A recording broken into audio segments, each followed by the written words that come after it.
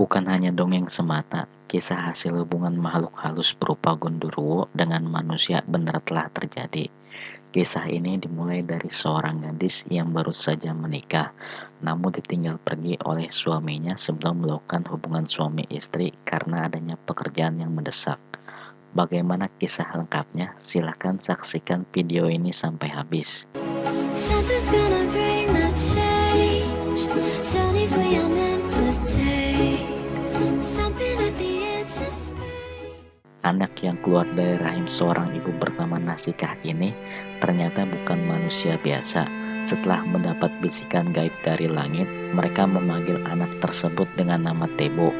Secara logis, manusia hanya akan bisa memiliki anak jika berhubungan dengan sesama manusia. Cerita mengenai manusia yang bisa memiliki anak dengan makhluk lain hanya pernah kita dengar di dongeng atau film fiksi terkenal semacam Twin Lake. Di kehidupan nyata, kita nyaris tidak pernah mengetahui manusia yang beribu atau berbapak makhluk gaib. Tetapi ada satu kisah dari daerah Jember tentang anak yang bapaknya konon adalah makhluk halus berupa Gondoruo. Anak tersebut bernama Imam Sayuti atau Tebo, dan dia adalah sosok nyata yang dapat dilihat ataupun disentuh oleh manusia biasa. Hanya saja kisah kelahirannya sangat menarik sehingga banyak yang menyaksikan bagaimana cerita dan kisah awalnya.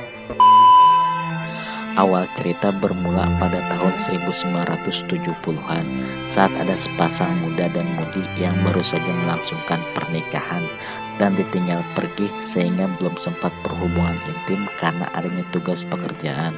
Seorang gadis muda tersebut bernama Nasikah dan seorang lelaki muda bernama Fai. Sesaat setelah menikah, pengantin laki-laki yang bernama Fai harus meninggalkan istrinya Nasikah sendirian di rumah karena suatu pekerjaan. Fai berpamitan kepada sang istri tercinta. Keluarga, bahkan tetangganya pun ikut menyaksikan Fai yang pergi untuk keluar kota dalam jangka waktu yang lama.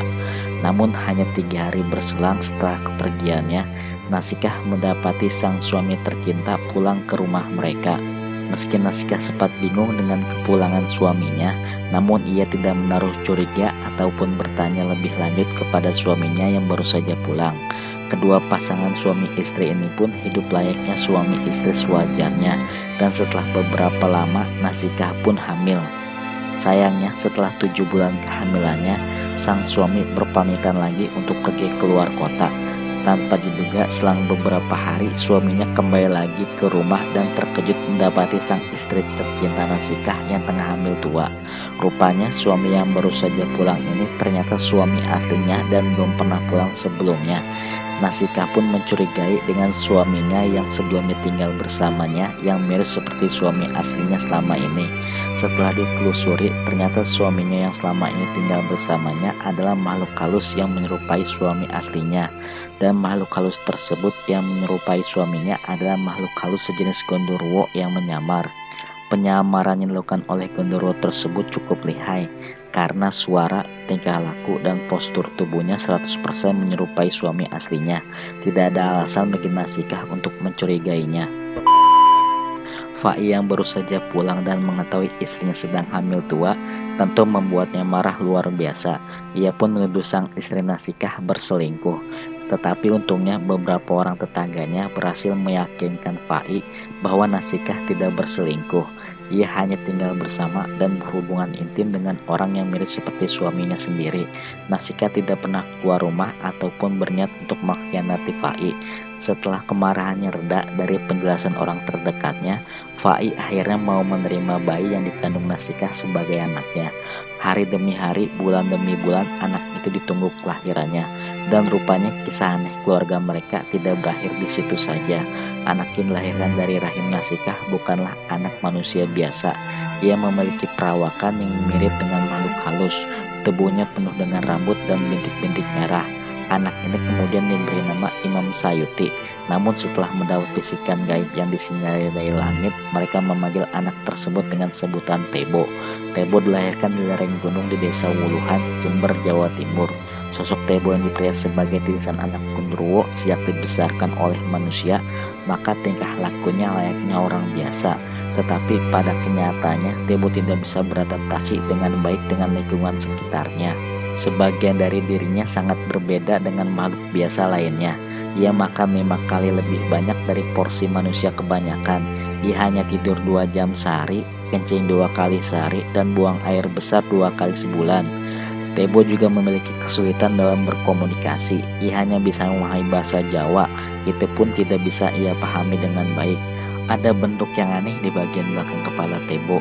Bentuk tersebut disinyalir sebagai wajah Gondoruo. Tebo awalnya tidak begitu dikenal masyarakat selain penduduk desa sekitar.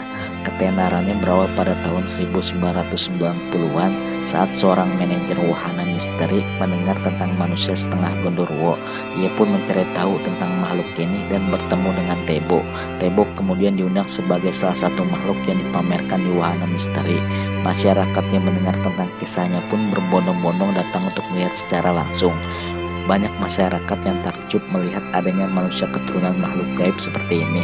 Dengan peristiwa ini, maka semakin memperkuat kepercayaan masyarakat akan adanya makhluk lain yang selama ini diragukan kebenarannya. Selain Tebo, mungkin masih ada cerita yang lainnya tentang anak manusia dan Gondoruo yang meninggalkan tanda tanya yang mungkin belum terekspos. Hingga saat ini belum ada hasil penelitian yang membuktikan kisah ini dan apakah Tebo memang memiliki DNA yang berbeda dari manusia biasa, ataukah apa yang ia alami adalah sebuah kelainan dari manusia biasa. Dengan kisah ini Anda boleh percaya ataupun tidak, tetapi yang perlu kita sadari semua bahwa di dunia ini masih banyak misteri yang tidak bisa dinalar dengan logika. Semoga informasi ini bermanfaat untuk Anda semua. Jangan lupa untuk like, share, dan subscribe channel ini untuk mendapatkan notifikasi video terbaru dari saya. Terima kasih.